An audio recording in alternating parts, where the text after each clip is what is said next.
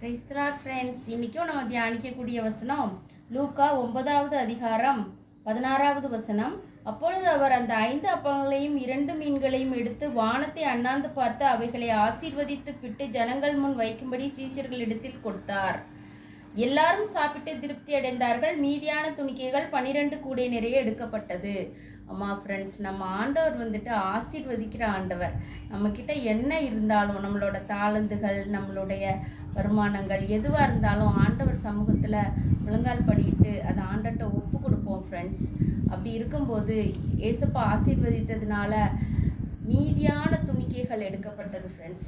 அப்போ ஆண்டவர் ஆசீர்வதிக்கிற இடத்துல எப்பயுமே எக்ஸஸ் இருக்கும் ஃப்ரெண்ட்ஸ். நம்ம எக்ஸஸாக இருக்கணும் ஆண்டவரே, அது நாங்கள் தேவையுள்ளவங்களுக்கு பகிர்ந்து கொள்ளணும், அந்த வகையில் எங்களை ஆசீர்வதிங்க ஏசப்பா அப்படின்னு சொல்லிட்டு நம்ம தினமும் ஆண்டர்கிட்ட ப்ரேயர் பண்ணலாம் ஃப்ரெண்ட்ஸ்.